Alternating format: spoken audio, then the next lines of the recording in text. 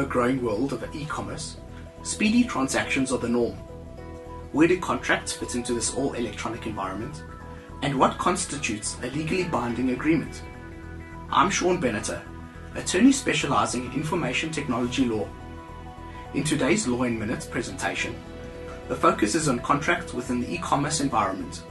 Where contracts are concerned, there are usually three formalities. The contract must be in the written form, the parties must sign the contract, and a third party must authenticate the contract, such as notarial authentication.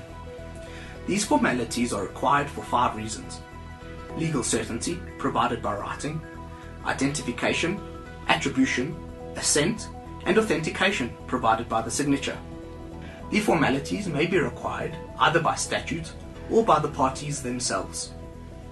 The general rule in South African law is that no formalities are required for the conclusion of a valid and binding agreement.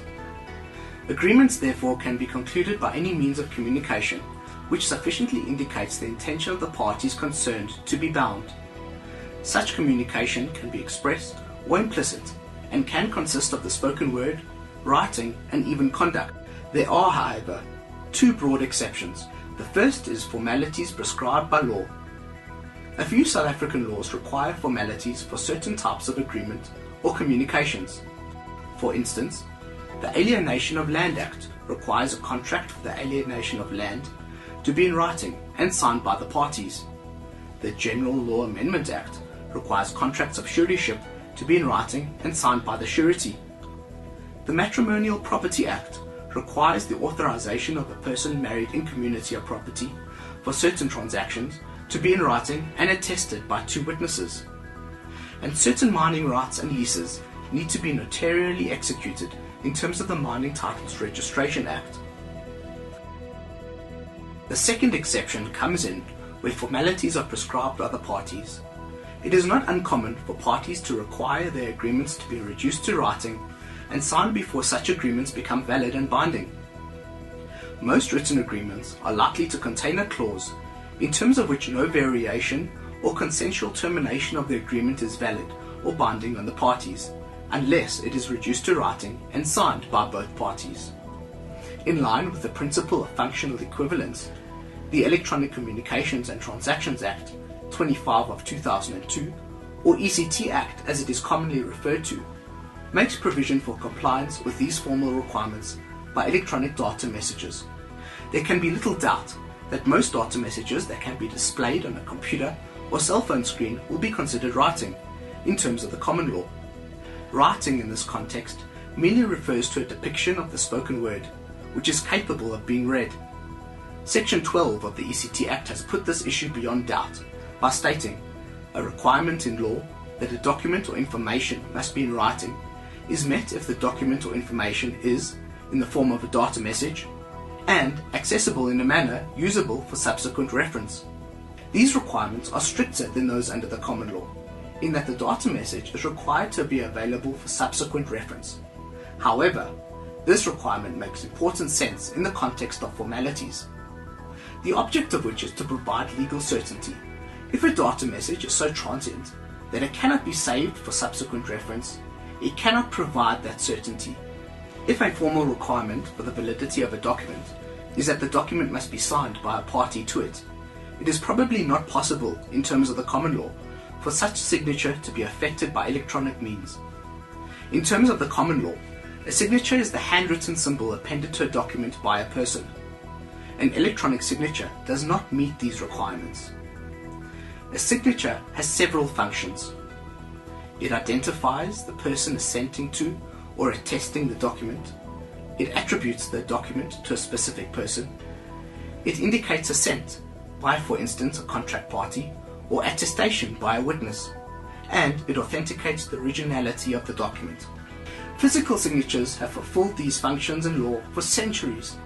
However, they are not unproblematic or unfailing. After all, it can be difficult to prove that a signature is a forgery. Electronic signatures must fulfill all of these functions and provide at least as much legal certainty as traditional signatures, were they to provide an alternative method of signing.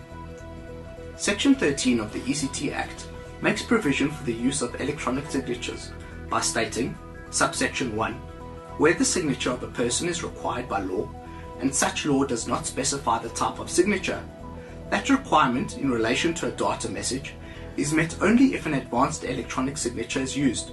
Subject to subsection 1, an electronic signature is not without legal force and effect merely on the grounds that it is in electronic form.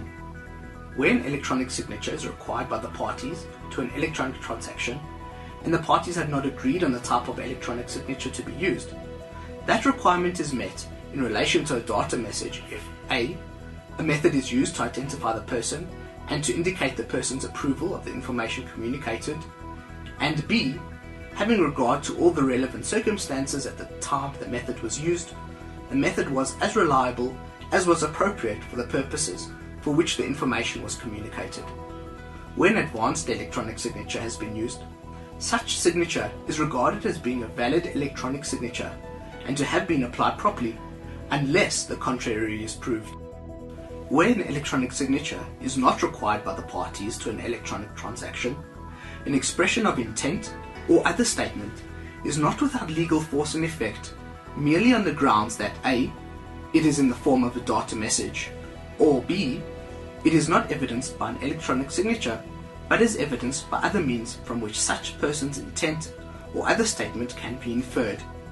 Section 13 draws a distinction between two situations, namely when a signature is required by law and when it is merely required by the parties to an electronic transaction. When the law requires a signature, that signature must meet the requirements of an advanced electronic signature. The use of an advanced electronic signature puts the onus of proof on the person attacking the validity or proper application of the signature. An advanced electronic signature can only be issued by a service provider that has been accredited in terms of Section 37 of the ECT Act. At this stage, the only entity authorized to issue advanced electronic signatures is Law Trust. Law Trust was the first accredited authentication service provider in South Africa and remains to be the only private company accredited under the requirements of the ECT Act. For the provisions of advanced electronic signatures, when the signature is merely required by the parties themselves, any kind of data message that sufficiently identifies the person and indicates his or her approval should be adequate. Section 13 adds that regard should be had to whether the method used was as reliable and appropriate under the circumstances, taking into account the type of information communicated. Section 13 strives to give functional equivalence to electronic signatures by requiring two things. Firstly, a signature must be adequate to link the message to a specific person, the author of the signature. This ensures identification and attribution. Secondly, a signature is to indicate reliably a person's approval of the document or text, thereby establishing assent and authentication. Of course, as is the case with other formalities, the parties are free to agree on the kind of electronic signatures that will be regarded as sufficient by them. The law sometimes requires authentication of documents by a trusted third party, such as a notary public. Section 18, subsection 1 makes provision for this kind of formality. Where a law requires a signature, statement, or document to be notarized, acknowledged, verified, or made under oath, that requirement is met if the advanced electronic signature of the person authorized to perform those acts is attached to, incorporated in, or logically associated with the electronic signature or data message. It's clear that the ECT Act provides a solid foundation in terms of what is required to ensure legally binding contracts in an electronic trade environment.